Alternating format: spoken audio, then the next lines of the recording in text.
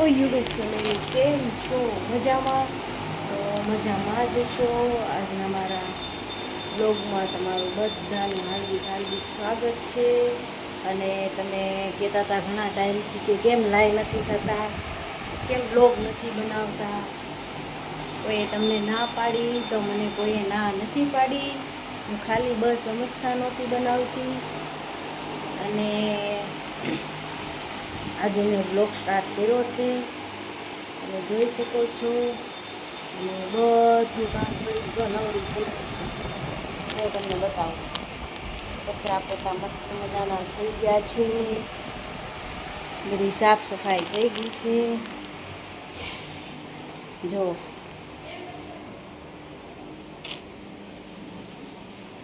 બધે અને કપડાં જો મશીનમાં નાખ્યા છે. હવે 20 મિનિટ બાકી છે. પછી આપણા કપડાં ધોવાઈ કમ્પ્લેટ થઈ જશે. જો થઈ ગયું છે ને બધું કામ. અને અમારે છે ને દેહમાંથી છે ને ભીંડો આવ્યો હતો. જુઓ હું તમને બતાવું.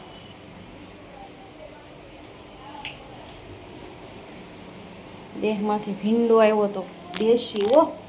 કેમ કે મને દેશી ભીંડો બહુ ભાવે, એટલે મારા નણંદે મોકલાવ્યો હતો. અને છે ને ભીંડો મોકલાય, નકરો ભીંડો નથી મોકલાવ્યો, હરગવો મોકલાવ્યો હતો, પછી ગુવાર મોકલાવ્યો હતો,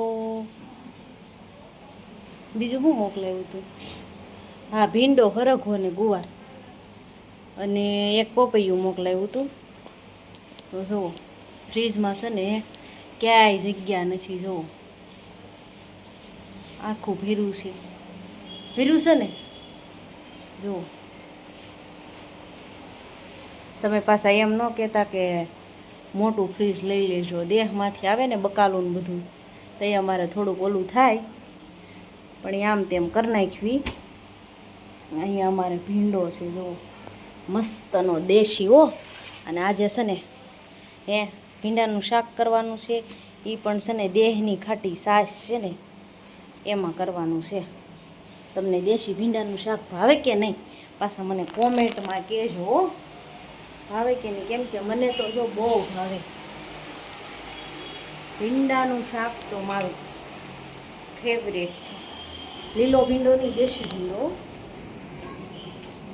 તમે પાછા કહેવો કે દેશી ભીંડો મને બહુ ભાવે. તો જો આવું કંઈક હતું. હવે છે ને 11 વાગી ગયા છે. અને આપણે છે ને હવે ભીંડો સુધારી નાખવાનો છે. કારણ કે ભીંડાનું શાક અને રોટલા, કારણ કે આજે રવિવાર છે. અને ભાવેશ ગયા છે વાળ કપાવા, દાઢી કરાવવા. તમે પાછા કહેતા ને કે ભાવેશ ના પાડતા હતા બ્લોગ બનાવવાની. ભાવેશ નહોતા ના પાડતા, પણ હું નહોતી બનાવતી. ભાવેશ તો કાંઈ નહોતા ના પાડતા. તમે બધા બહુ કોમેન્ટમાં કહેતા હતા. કોકની લાઈવમાં જાઓ તો એ કહેતા હતા કેમ લાઈવ નથી થતા, કેમ વિડીયો નથી બનાવતા.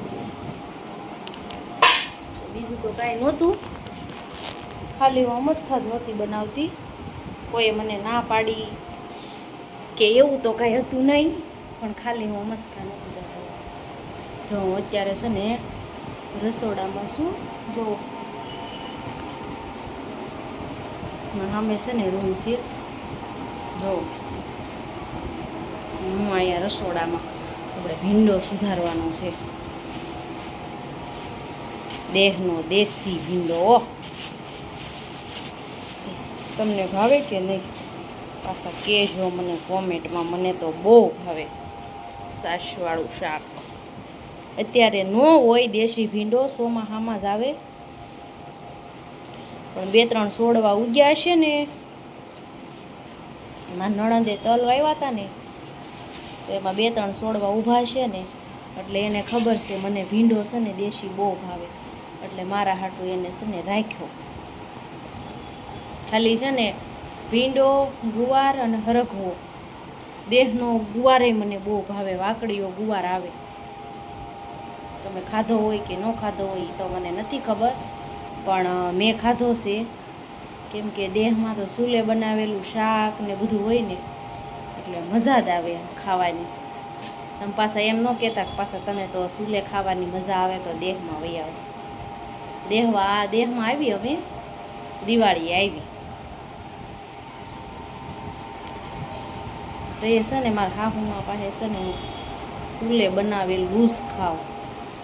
મારા હાહુને કહું ચૂલે બનાવી દો શાક એ બનાવી દે. મારા હાહુ છે ને શાક મસ્ત બનાવે, બધા શાક મસ્ત બનાવે અને હું રોટલા બનાવું. શાક છે ને મારા હાહુ પાસે જ કરાવડાવું, કેમ કે એના હાથથી છે ને શાક બહુ મીઠું થાય, ગમે એ શાક આપણે બનાવી એમ જ બનાવે પણ એની મીઠાશ જ કાંઈક અલગ હોય. એટલે મારા હાહુને છે ને હું એમ કહું તમે શાક બનાવો અને હું રોટલા બનાવી નાખીશ. સવારમાં મારે ન રાંધવાનું હોય, સવારમાં તો મારા હાહુ જ રાંધીને રોટલી કરી નાખે, કેમ કે એના હાથની છે ને દિવાળી આવીને તો એના હાથની છે ને મને રોટલી બહુ ભાવે. એટલે હું છે ને એમ કહું કે તમે અને ગરમા ગરમ જ કરાવો. મને બહુ ભાવે, ભાવેશને બહુ ભાવે. તો છે ને ગરમા ગરમ જ રોટલી એની પાસે અમે કરાવડાવી. જાગવીને ત્યારે એ વણવાનું શરૂ કરે એટલે પીસીને એવું બધું આમ કરવી ને ત્યાં એકાદી બે રોટલી પછી સડતી જાય ને એમ અમે બે હું ને ભાવેશ ખાતા જાય. આગળ કન્ટિન્યુ બ્લોગમાં બન્યા રહેજો. ફાઇનલી આપણો ભીંડો સુધારીને કમ્પ્લીટ થઈ ગયો છે, તમે જોઈ શકો છો. અને જો આટલો અહીંયા પડ્યો છે ને એ છે ને હવે પછી બીજી વાર શાક કરવાનું. અને અહીંયા જો ડીશમાં મસ્ત મજાનો સુધારી નાખ્યું છે. અને આપણે તેલ અને જીરું ને વઘાણીમાં છે ને વઘારી નાખ્યું. આટલો ભીંડો વધ્યો છે ને એ પછી છે ને પાછી કરીશું હો, કેમ કે ભીંડાનું શાક તો મને દેશી ભીંડાનું શાક તો મને બહુ ભાવે છે. એટલે પાછું હું બીજી વાર બનાવીશ. કેવો મસ્ત ભીંડો છે જો છે ને.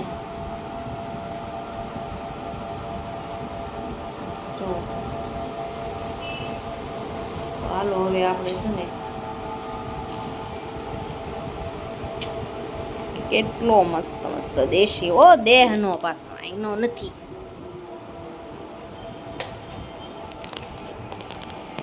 હવે આપણે કરી નાખવી વઘાર.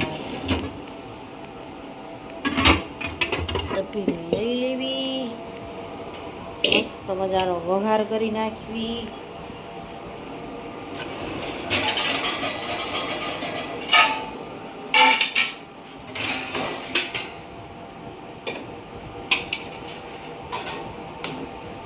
અહીંયા જો હજી કપડાં નથી ધોવાના, હજી 9 મિનિટ બાકી છે. બોલો 9 મિનિટ પછી જો આ મશીન ફરે છે, દેખાય છે તમને? જો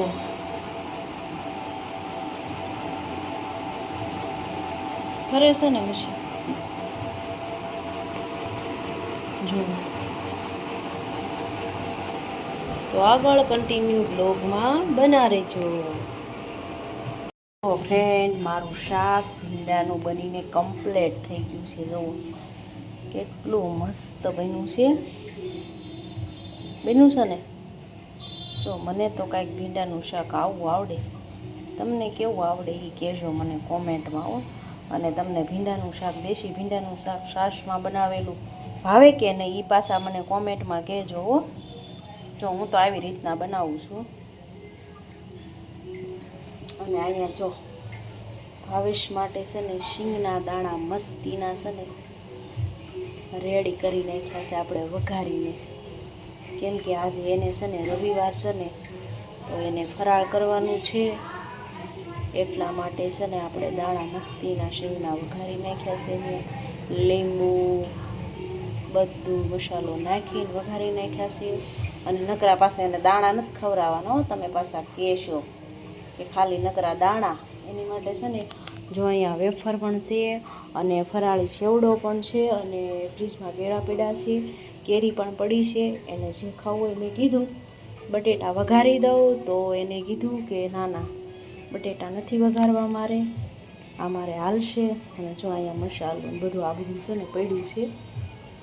હજી હું રાંધીને નવરી થઈશું. અને રોટલા જો અહીંયા છે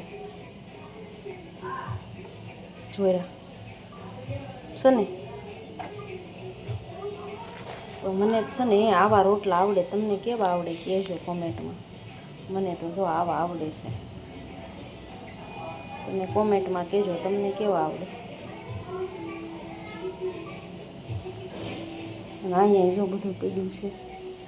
જો જે આ ભીંડો સુધારેલો છે ને કચરાની ડોલમાં નાખવાનું છે.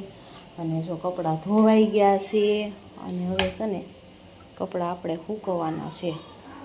સૂકવવા જવાનું છે કેમ કે આજ મોડું થઈ ગયું. રવિવાર હતો કે નહીં એટલે મોડું થઈ ગયું. ચાલો આપણે મસાલું બધું મૂકી દેવી હવે. કેમ કે હવે રંધાઈ તો ગયું છે એટલે મૂકી દેવી આપણે.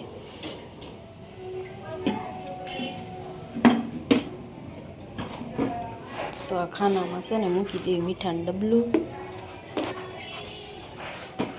મૂકી દેવી ને હવે કરી દેવી બંધ.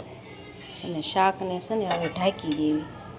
જુઓ મારું ફેવરેટ. ઓ કેવું મસ્ત. જોતા જ મોઢામાં પાણી આવી જાય કે નહીં? હે ફેમિલી કહેજો તમે. તો મને તો બહુ ભાવે અને મારું ફેવરેટ છે. એમ કે દેશી ભીંડો તો મને પ્રિય વાલો છે. જુઓ આવું શાક બનાવ્યું છે મેં. અને તમારે ખાવું હોય તો વહી આવો. ભીંડાનું શાક, રોટલા અને છાશ મસ્તનું મસાલાવાળી છાશ. અને આને પણ આપણે હવે ઢાંકી દેવી. જો મસ્તીના બની ગયા છે મસાલાવાળા. બની ગયા છે ને. તો હવે છે ને આપણે આને ઢાંકી દેવી. કેમ કે મને છે ને ઢાંક્યા વગર કાંઈ વસ્તુ ગમે નહીં. બધું મારે ઢાંકવા જોઈએ. મસ્તનું આપણે ઢાંકી દેવી આને.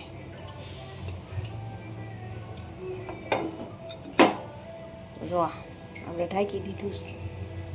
શીંગના દાણા વઘારેલા છે ને એને છે ને ઢાંકી દીધા આપણે. અને આ છે ને બધું ગેંડીમાં મૂકી દેવું. તેલની બવણી મૂકવાના જગ્યાએ મૂકી દેવી. હું છે ને ઘીની બવણી અને તેલની બવણી બે પાસે રાખી. જો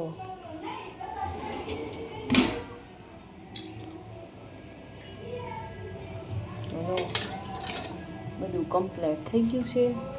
અને આગળ અમારા દીપકભાઈ આવે પછી અમે જમવા બેસી જાવી. અને ભાવેશ છે ને બહાર ગયા છે આગળ પાછા.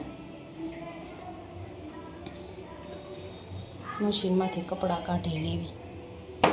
કેમ કે સૂકવવા તો પડશે. ધોવાઈ તો ગયા છે, સૂકવવા તો પડશે ને પાછા. ટપ છે ને ધોવાઈ નાખવું પડે.